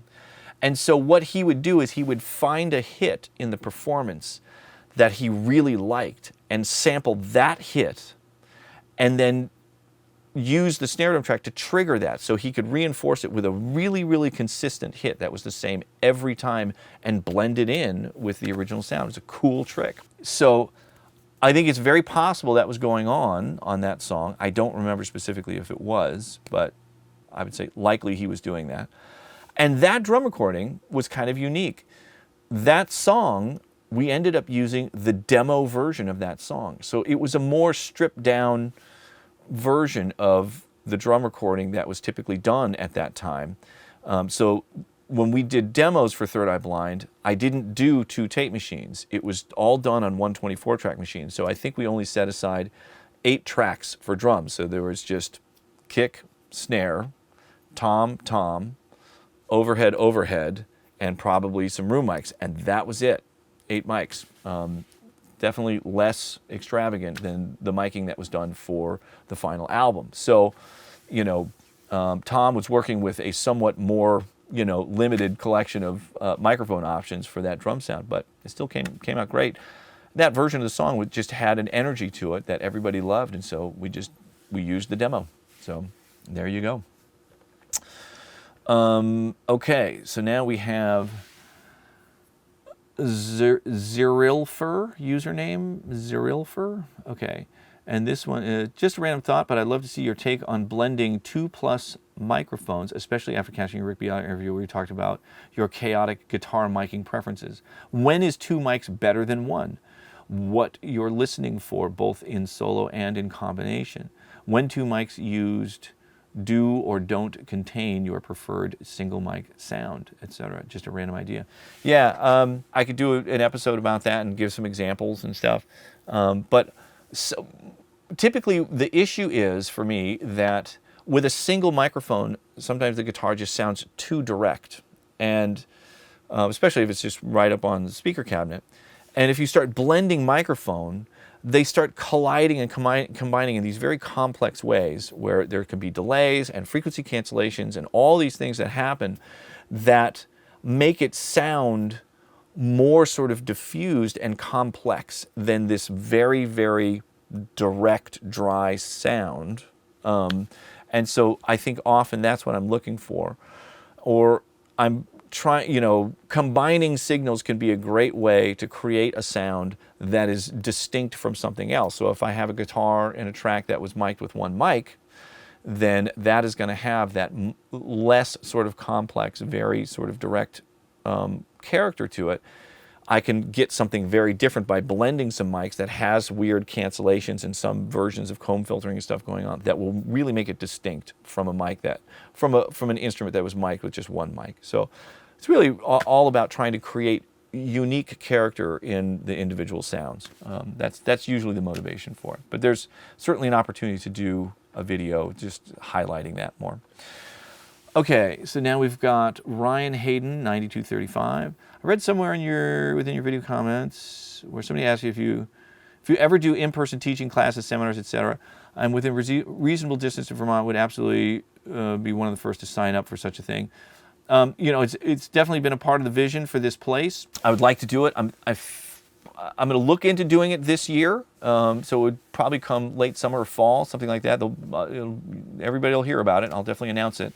My only concern about doing it now is that I'm putting so much information out in the world with these videos. I'm starting to get concerned that I won't be able to share something that's really unique. So I'm trying to think about this in terms of things that you can only experience in person, and what those things are that would be unique being here, that would be really valuable. So I'm trying to think about it in those terms, and we'll see if it comes together this year. I would love to do it. It would be really fun. This is such a really magical place, and I'd love for other people to experience it. So fingers crossed, hopefully it comes together this summer. Okay, so then we've got username IanFate170. Would be curious to see a most from the least using all free and or stock plugins. That would be an interesting challenge, even though it's probably too late for this time around. Also, it would be cool to see another Death from Above episode. Love that record. Would love to do more on that. But yeah, that's a whole new level to the challenge, man. I can only use plugins that are free or stock that come with. Wow. Okay, that's okay. I'll consider that.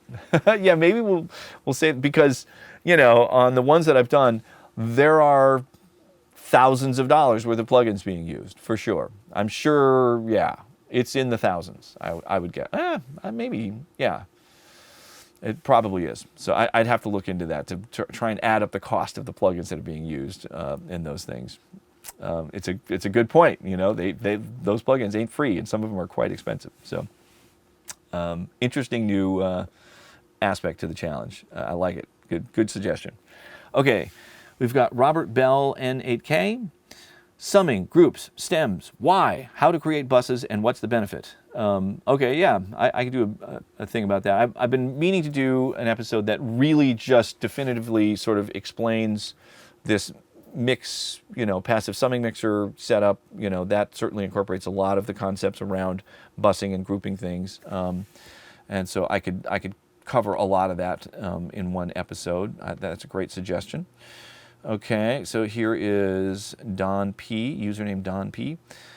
Editing in ProTools does not sound hip, but really need it. Okay, sure. I find anytime I watch somebody use Pro Tools, I learn something. It's such a deep, deep application. There's so much going on there. I don't think anybody knows it all. And I would be happy to do something about that. I think I also want to do an episode about editing, comping, tuning vocals. And so, like I said, I'm singing stuff. That's going to be a great opportunity to do that. So yeah, editing, I can do an episode about that. Okay, so then here's one. Username, Vinny Oliveira, 99. Have you ever tried heat function in Pro Tools to emulate tape distortion? What's your thoughts on that? I haven't used it for a very long time. I was excited about it when it first came out, and I definitely tried it quite a bit when it first came out. Did not love it and ended up sort of moving on from it. I found it to be a little brittle sounding for me. That has been the most challenging thing about all of these digital distortion sources. They have this sort of grainy, brittle quality to them that is hard for me to avoid. So, you know, still trying to figure that out. But I think heat was sort of a good example of that for me. It definitely has distortion, but at the end of the day, when I would listen to this stuff, that had it on there, it didn't feel warmer, and it felt just kind of more fatiguing and sort of just crowded to listen to. You know, the loss of definition in things didn't seem like it was, you know, that you were gaining enough to give up the definition, that things just got sort of mushy and harsh sounding somehow. So I don't know. That was my experience with it. I haven't tried it for a very long time, and I'm sure people get good results from it, but it didn't work great for me, and I moved on from it. Okay, and then in this particular video, there was a guitar case in the back of the room. So this is Joel E. Barish 4618. You're seriously not going to show us what's in that case over your left shoulder. there's a guitar case in the corner behind me for a Flying V, and so that is one of Grace's signature Flying Vs. She's one of very few female guitar players that has a signature guitar from Gibson, and it's a Flying V, and it's a great guitar. So she at the time, she'd just done these shows in Vegas in the Sphere, and I have some footage of that. There's going to be an episode about that, and so she had just gotten back, and I threw it in the room. It was sitting in the corner. I wasn't actually using it for anything. It's just one of her guitars that she plays with. So that's what it was. But yeah, at some point we should highlight that thing. It's a beautiful guitar. Man. Just so many great ideas, you know. I'm just realizing it's that thing. Just like, you know, so little to do and so much time. Oh, wait, reverse that. Hopefully you know where that's from. But I'm back. I'm getting settled. I'm going to start be able to crank this stuff out and get caught up with it. I'm super excited about it. It's just been my favorite thing to do. Just diving into all this stuff and sharing it with y'all has been incredible. Thank you, as always, for all the amazing questions and comments. I always learn stuff as well. Hopefully, I've shared some information that's useful for y'all. And look out, you know, in the next day or two, most from the least, jam number 2. I'm excited about it. Really, I think this one came out cool. All right, thanks for watching. See you next time. Bye.